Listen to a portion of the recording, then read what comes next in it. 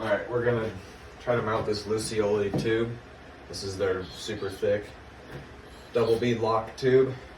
These are absolute pain to put in. So I've tried it a few different ways. I've tried it, put the tire on the rim and then try to fish this tube in there. That's probably not the good way to do it. The last time I did it, I put the tube in the tire and then mounted it all as one. Still sucks, but I'm gonna try it that way again. And I don't know if this will be helpful, but maybe it will. So I'm gonna put a bunch of soap on here. Make sure you use some sort of water-based, like soap or something. Don't use an oil-based lubricant because it will eat away at the rubber. And you're just gonna lube this up real good. I'm gonna recommend that you have a second person to help you. It makes life a lot easier with these. You're going to want the valve stem or the valve core removed from the valve stem while you do this too, so that it's not holding air pressure, making it harder. And what you're going to want to do, if you haven't already drilled your second hole in the wheel, you need to do that. You need to basically install this or lay this on your wheel, get your valve stem lined up and your rim block, and then across from that there's going to be another one, and it's going to be directly between the two existing holes, and you need to measure that out. You need to make sure it's right between the two spokes. There's other videos on how to actually go about drilling that, but I'm assuming if you're watching this video that you've already done that at this point. So. Now we're going to start trying to work it into the tire.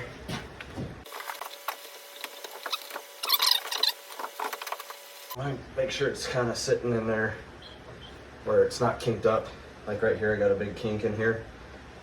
So I'm trying to sort of work both sides away from that just to free it up. That's a little bit better there. Okay, so try to get your bead of your tire all lubed up as well, both sides. But definitely the side you're going to start with.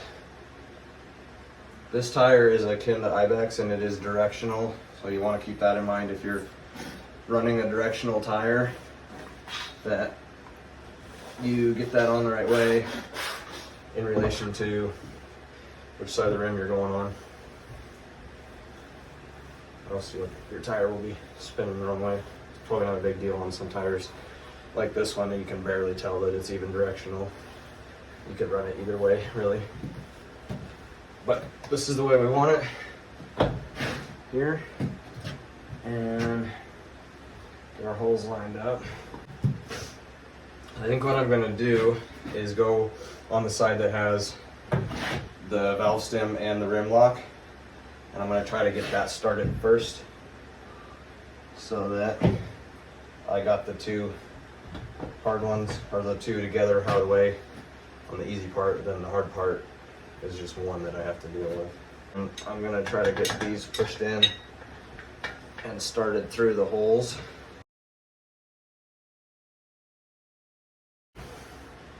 If you can though, if you get it to start like that and get one of the nuts on it, just a couple threads to hold it so you don't lose that progress that you just got, that's going to make a lot of difference for you too. And then from there I'm going to start working it around. Can't get the valve stem in, so I'm going to start working the tire onto the rim.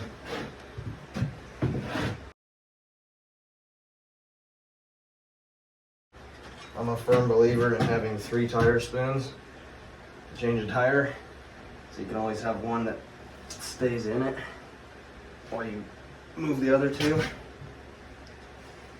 I'm going to make that be the smaller one. I'm going to try to get the valve stem through now. I don't think I'm going to get much further without that being in. And it's really hard to see where these are. That's like one of the hardest parts about these. Is trying to get this tire up out of the way and get your hands in here to do anything. So, let's see, I can't get that to move at all. These tubes are so thick, it's like a second tire.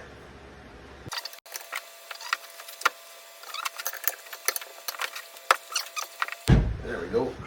Okay, so we're on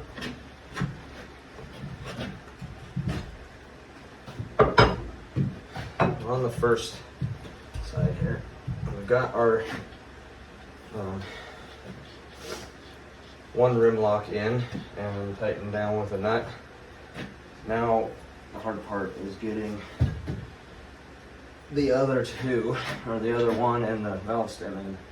And now I'm gonna pull a little trick that I figured out.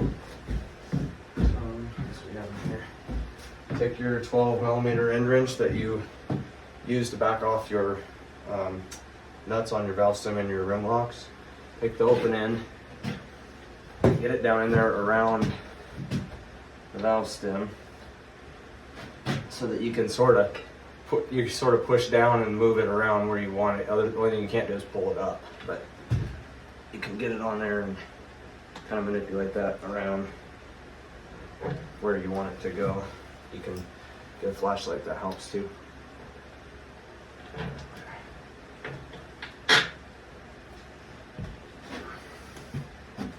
There it is. So I'm going to show you guys that.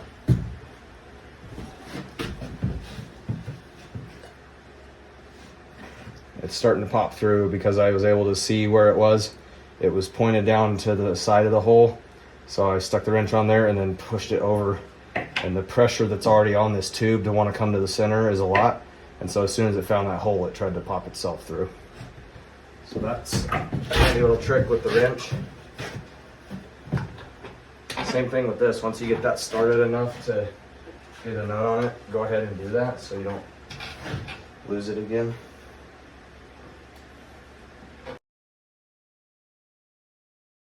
Get a few threads on there if you can, so you don't rip the last two threads off if it gets pulled on.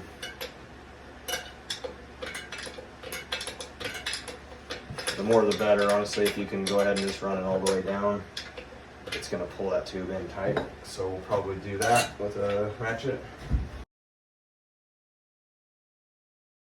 Okay, you will have to back these back off once you get the third one in, to allow the other side of the tire bead to go onto the rim. But for now, we're going to pull them tight to keep that tube, get as much slack out of it as we can for this other side. All right, now we're going to try to get this last one in.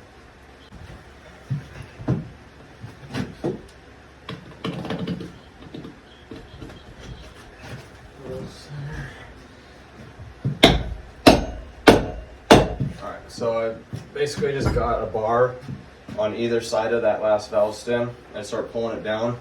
It's going to take it, or not valve stem, sorry, rim lock. It's going to be pointing like this on top of the wheel.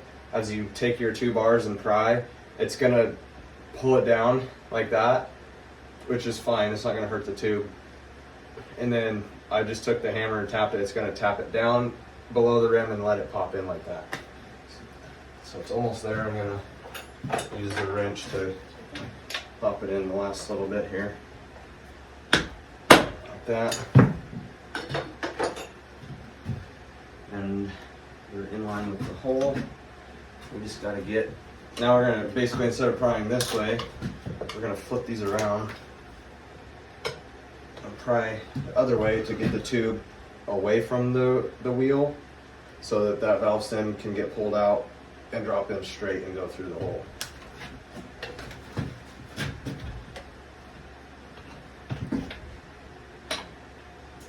Actually helps if you can go one this way to hold the tire back and then the other this way to push the tube back. And then you almost need a third hand if you want to pull on that, not hard but just hold it, to get this wrench on here and feed it into the hole.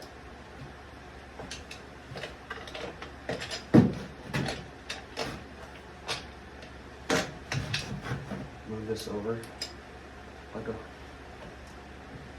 and then push or pull on it.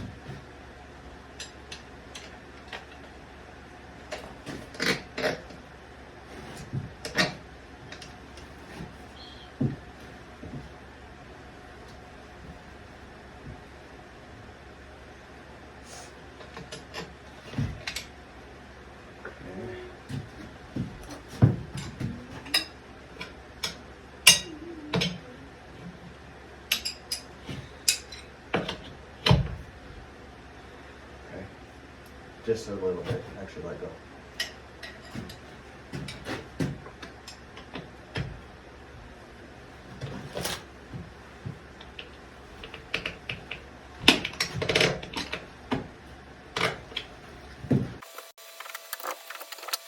Got it. It's just gonna take some back and forth. You're gonna really need a light, probably hold it in your mouth or a headlight so you can see and use both hands. And once you get it where it's kind of in line with the hole, it's probably still gonna be too high above it. Once you get it centered though, pull your bars out and just push down on the tire and it will pop through. That's what mine just did here. I'm gonna throw washer and a nut on that. Okay, now that they're all started, we're gonna leave the nuts just threaded onto the end. So you want to back these two off. Just use the ratchet. So you're gonna back those off to the end of the threads so that that tube can come off of the wheel enough for the bead of the tire to actually seat. And then we'll snug everything back down. Put some air pressure to it to seat the bead, and then we'll get our pressure to where we want it.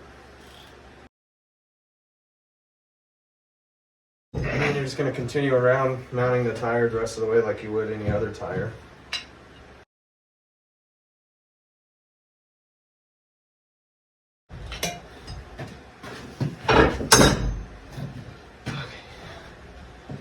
Then what you're going to want to do is take a 20-minute break to catch your breath. After you do that, you can go ahead and put some air pressure to it a little bit, and then you're going to set your rim locks down, and then you can air your pressure down or up to wherever you want it. I usually put about 20 pounds in these. 20. These are pretty thick, up to 30 even sometimes, to get the tire seat on the bead. But yeah, that's about it. One thing that I just remembered when I was fighting that's going to help you if you haven't started yet, is start putting your tire on the last side that we just did, in a position to where the last section you're going to be trying to get over is on the valve stem and the second rim lock.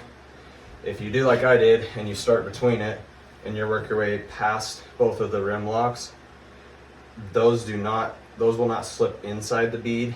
The tire will be held up on those, and it's basically stretching your tire out further.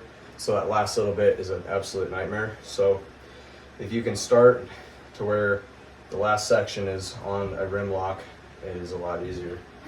So that's about it. Like I said, these tubes are cool. You can air them down to like 4 pounds, and they're super thick, so they're pretty flat proof. They can be aired down and get really good traction. I just hate them because they are such a pain to install. And if you're riding like I am, you're going through a tire like every 2 rides or 3 rides maybe, it gets really old changing these. So I've gone to Moose tubes, just a foam tube that goes in, super easy to mount, never get it flat, but these are good tubes. It's a good option. So that's about it. Please like the video, subscribe, and I'm gonna try to keep putting out more content. If there's something you have a question on, hit me up in the comments. If there's a video you want to see or anything like that. Thanks, guys.